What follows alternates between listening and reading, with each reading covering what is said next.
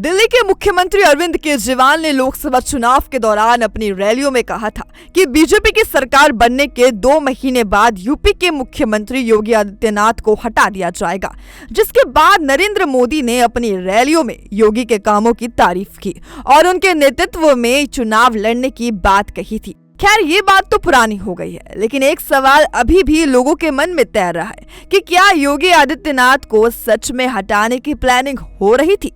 उत्तर प्रदेश के मुख्यमंत्री पर लिखा एक किताब मार्केट में आई है, जो चर्चा का विषय बनी हुई है, जिसमें यूपी के कई मुख्यमंत्रियों के बारे में लिखा है। इस किताब में योगी आदित्यनाथ का नाम भी शामिल है और इस किताब में इस बात का भी खुलासा किया गया है कि क्या योगी आदित्यनाथ को हटाने की कोशिश हो रही थी या नहीं।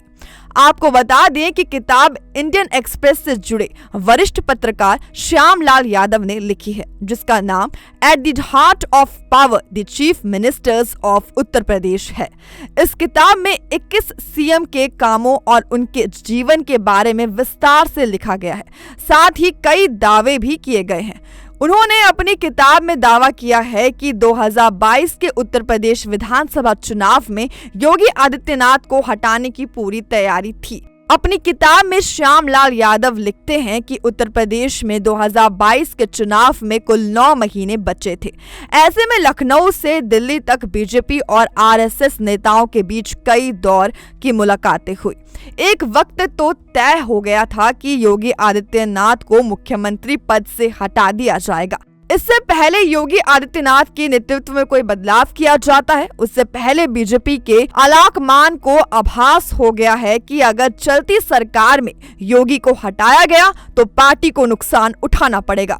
श्यामलाल यादव ने अपनी किताब में योगी को हटाने की कोशिश के पीछे का कारण तो नहीं बताया है, लेकिन योगी पर लिखे गए वो 16 पन्नों में योगी सरकार के विरोध में जो कुछ चीजें हो रही थी उसका ब्यौरा जरूर दिया। उस समय उप मुख्यमंत्री केशव प्रसाद मौर्य से उनके मतभेद बढ़ रहे थे।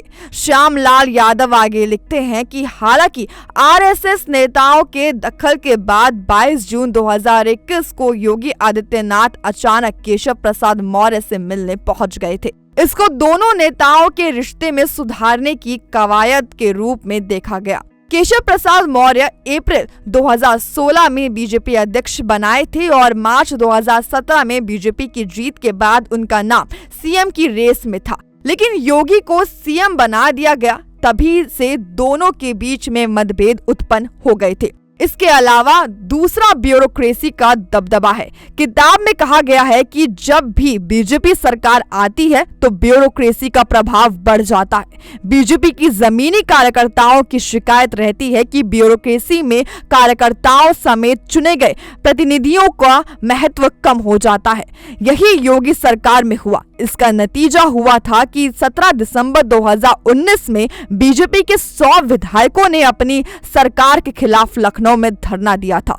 इसके अलावा योगी आदित्यनाथ का ब्राह्मण विरोधी होने का आरोप भी लगाया गया।